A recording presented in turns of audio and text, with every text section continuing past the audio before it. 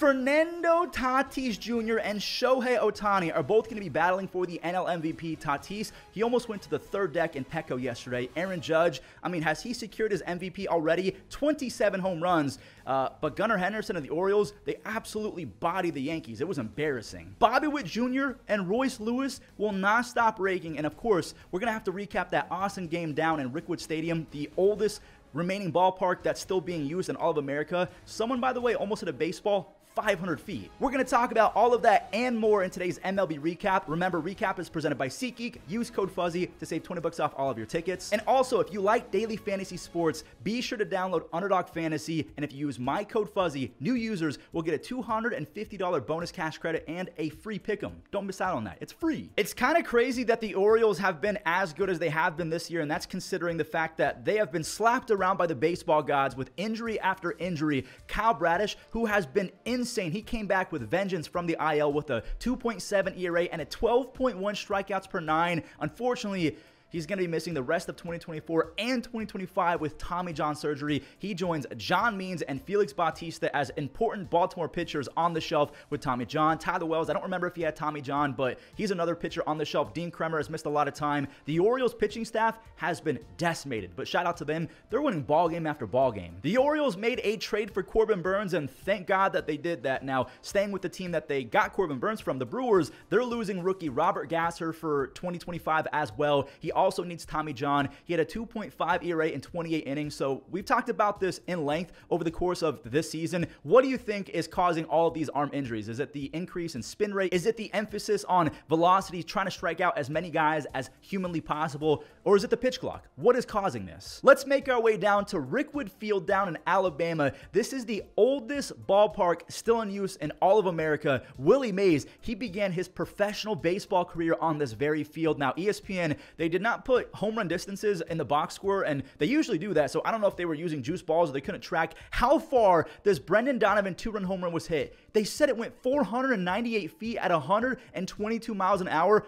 If that's right, that is the hardest hit ball in StatCast history. Again, I think that they juice up the baseballs for these sort of events, and Elliot Ramos of the Giants, he answered right back. He tied it with a 3-run moonshot. That ball kept on carrying and carrying. He has 10 home runs and 35 RBIs in just 39 games. The Redbirds, they went back up a few on a Nolan Gorman sac fly. I'm surprised that did not leave. A wild pitch out of the hand of rookie Randy Rodriguez, and this was cool. In the 5th inning, they took us back to the old school TV broadcast sort of look. I love gimmicks, by the way. More of this, please. Brendan Donovan made it 6-3 St. Louis on his third base hit of the day. He's from Alabama, by the way, so this had to have been a special game for him. San Francisco, they tried their best to mount a comeback. They made it 6-5, but Matt Chapman, he whiffed at a nasty Ryan Helsley curveball. Ryan Helsley has 25 saves. MLB, they do a fantastic job with these games. I learned a ton. I'm going to try and show a clip from Reggie Jackson talking about his experience when he first came up in the 70s and 80s. It was powerful. Coming back here is not easy. The difficulty of going through different places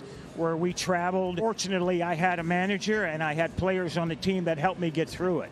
But I wouldn't wish it on anybody. I walked into restaurants and they would point at me and said, "Can't eat here." I would go to a hotel and they say, "Then can't stay here." We went to Charlie Finley's country club for a welcome home dinner and they pointed me out. "He can't come in here."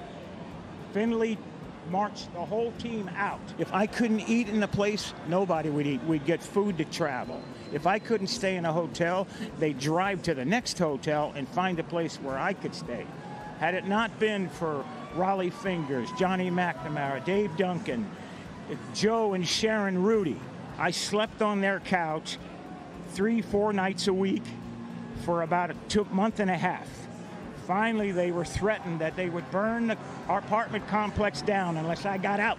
I wouldn't wish it on anyone. I really wanted to show that clip because that was in the 70s and 80s, not the 30s and 40s. I cannot imagine what life must have been like for Jackie Robinson, Satchel Paige, Josh Gibson, Larry Doby, all of these guys. I'm heartbroken that it even happened. All right, let's go find the Brewers at the Padres. Manny, Mr. Machado went the other way for a 3-run home run, and then the 21-year-old Jackson Merrill, he made it back-to-back home runs. Jackson now has 9 home runs and 9 stolen bases. Willy Adames, this dude is putting himself in some pretty elite conversations. He's on pace for a monster year. That's his 13th home run. He has a career-best 10 stolen bases and a career-best 12% walk rate. That is what we've been wanting from Willy his entire career. He's mashing his way into a big-time contract. Not as big as Fernando Tatis Jr.'s, though. Nando, that is a perfect home run if I've ever seen one. He racked up 4 base hits. He's got 14 home runs and a near 140 OPS plus. The defense is not as good as last year, but if it goes back to even Gold Glove worthy, he might win MVP. Profar, he got blessed. Yelly, he lost it in the lights, so that goes down as an RBI double. Milwaukee, they were not going to go down easy, though. After a Bryce Terang RBI single, Yelly, he trotted home on a wild pitch, and Profar, he kind of got turned around. I don't know if the lights got in his eyes as well. Hoskins, he tied it with a double to deep left. And to be honest, I don't know if Bauer scores if it wasn't for that wild pitch a few moments prior. None of that really mattered because we're now entering the Crone zone yet again.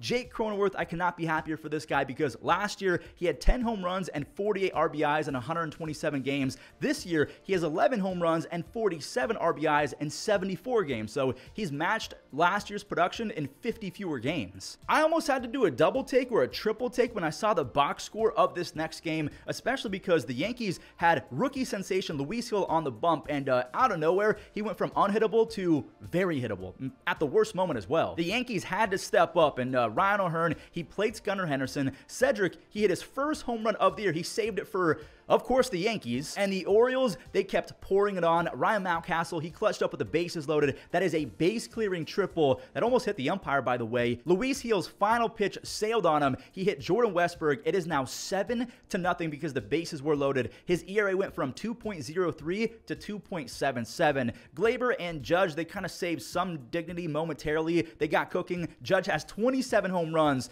He has 40 extra base hits and 54 RBIs in his last 48 games. That's cartoon stuff. That's road to the show stuff. If he retired today, I would vote him in. I don't care about 10 years of service time. He's a first ballot Hall of Famer already for me. Oof, I feel bad for this pitcher. Tim, call him Tim. Things went downhill. Tim Hill, he was just cut by the White Sox, the worst team in baseball. Then he allows a 3-run home run to Anthony Santander. Anthony now has 19 home runs, 10 of them in June. Austin Hayes, that is a 432-foot rocket home run. 2 more runs for the Orioles, and Baltimore, they kept moving and scoring, and 17 runs later, they win by a score of 17-5. That's 2 wins in a row. They're now just a half game back of first place. Can you believe that? With all of their injuries, good for them. Shohei, I would also vote this man into the Hall of Fame if he retired today. I don't care about service time. Ohtani has 21 home runs, a .318 batting average. He's leading the National League in home runs just the year after leading the AL in home runs while missing a month of action. Again, just like Aaron Judge,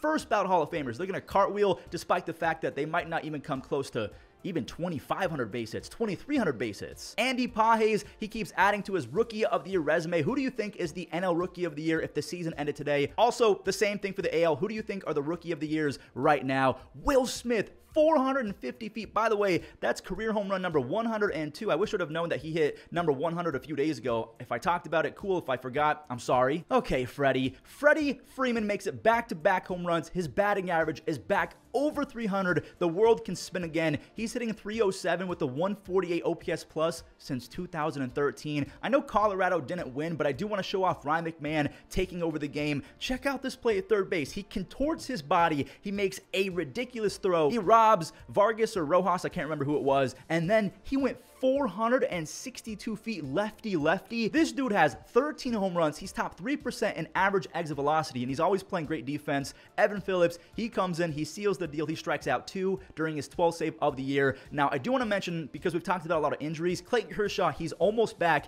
He had 5 strikeouts in 3 innings. 26 of his 36 pitches went for strikes. LA has had like 900 injuries. They're probably the most injured team in baseball this year, and they're still looking pretty good. From one first-place team to 2 others, the Mariners and the Guardians, they both lead their divisions, and the Seattle Mariners got cooking early with a 2-run blast off the bat of Dylan Moore, who now has 15 home runs, 20 stolen bases, and an almost 115 OPS plus over his last 129 games. That's very impressive. That's off the foul pole, by the way. That ball was scorched. Steven Kwan, he's now hitting 400. Now, he didn't end the game hitting 400, but it's something that did happen. With this double, he has a 14-game hit streak and a 400 batting average on the year. Again, it did dip back under 400 because he got out a few more times. Now, Kwon did score before that double play was completed, so before the tag was made, Kwon scored, the run counts. And is it just me, or did it get kind of cold? Will Brennan, they call him Chill Will. He ties it. Remember, they kept Will Brennan over Nolan Jones and Will Benson, so he's got to break out. Mariners rookie Ryan Bliss, he clutched up to reclaim the lead on a double off the wall when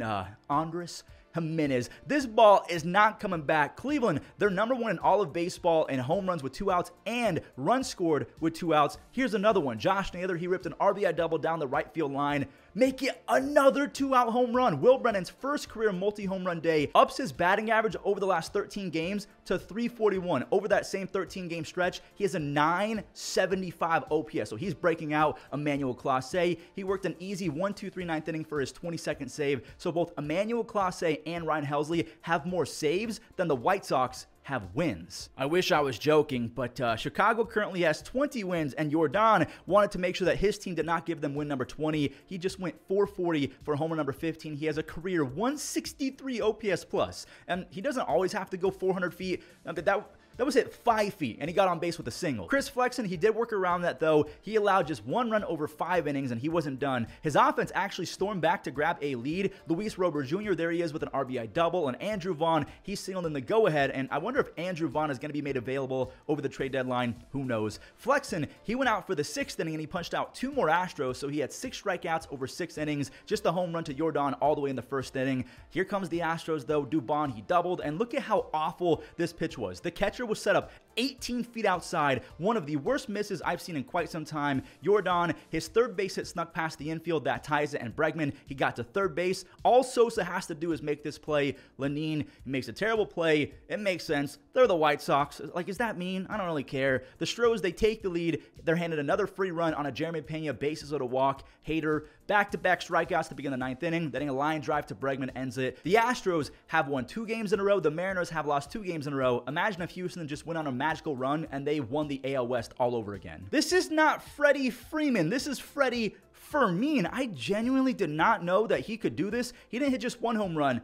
He had 2 home runs. He has 4 home runs on the year, half of them in the first half of this A's game. Maybe I'm just unfamiliar with his game because he's hitting 290 with 13 home runs over his last 115 games dating back to last year. Skipping to the 8th inning, Lugo, there's a strikeout of Brent Rooker, his 7th of the day. Soderstrom, he's caught looking. 8 strikeouts for Seth Lugo. He was 1 out away from going 7 scoreless when Lawrence Butler, he extended the inning, and in steps Zach Geloff. When I saw this, I audibly said, how, out loud, how did Zach Geloff make that look easy? 425 feet to dead center on a dotted slider away. That's 3 consecutive games now with a home run for Zach Geloff. Abraham Toro, he lays one down the line. Oakland's outfield is massive, so right fielder Blanco, I mean, he had to really run far to get that, but they make the relay. McCann, he's not the fastest, and they got him. That set up this glorious moment, a glorious home run from Bobby Witt Jr. That is home run number 12 to go along with 21 stolen bases. He's on pace for 26 home runs, 45 stolen bases, a 10 F4 season because of the platinum defense that he's playing. The Royals, they needed that W, especially with the Twins storming back lately and the Guardians taking 2 or 3 from the Mariners. Now, because we just brought up the Twins, let's see if they could keep pace with the Royals and the Guardians, who both won yesterday. Randy and Kyle Farmer, they traded doubles. Randy's slow start is looking like a thing of the past. He's hitting 302 with a 1,000 OPS over his last 15 games. Farmer, again, he tied it. When Brandon Lau, he lifted a sac fly, the Rays are back up by 1. I'm going to count to 3, and their lead is going to be gone. 1, 2, 3. Royce Lewis, his 9th home run. He's only played in 15 games. One of the best early season starts we've ever seen in baseball history. 9 home runs in 15 games is insane. Jose Siri, there he is again hitting a no-doubter. More on Jose Siri in just a second because Yandy Diaz, he lifted off as well. Yandy and Randy, they both had really sluggish starts to the year. Diaz is only hitting 264 after hitting 315 between 2022 and 2023. Minnesota, they're not done yet. Carlos Santana, maybe he stumbled upon the fountain of youth somewhere because at the ripe age of 38 years old, he's hitting 295 with 12 home runs, 35 RBIs, and a 935 OPS over his last 49 games. Oh, no, Miranda, Jose Miranda just tied it. Sorry, I had to get that out because I'm a Cleveland fan. That hurts. Fairbanks, he broke a couple stools. He said that he owes the Twins a couple IKEA stools because, again, he just they don't exist anymore, he says. I hate the Twins being good, but I'm super happy for Jose Miranda, who's now hitting .280 with 8 home runs. He's bouncing back. Tampa, they grabbed the lead on a Johnny DeLuca RBI single. We're in the 10th inning, by the way. And remember how I said Jose Siri was not done? Correa, he came in as a pinch hitter. Royce, he wanted to tag on this. Jose Siri said, "Get out of my way, Richie Palacios," and he unleashed a throw of all throws. Not even a bounce. That is one of the better outfield throws I've seen all year. Carlos Santana got another at-bat, but he cannot save the Twins again. Pete Fairbanks, he gets the W. The Rays, they've won 2 games in a row. Lane Thomas is very Jose Siri-like. I don't know if you consider that a compliment or not, but he's a speed demon with an absolute cannon who can hit 25-plus home runs in a single season, but the on-base skills, not the best. Jake McCarthy, I can't believe I'm saying this out loud. He started this game 2 for 2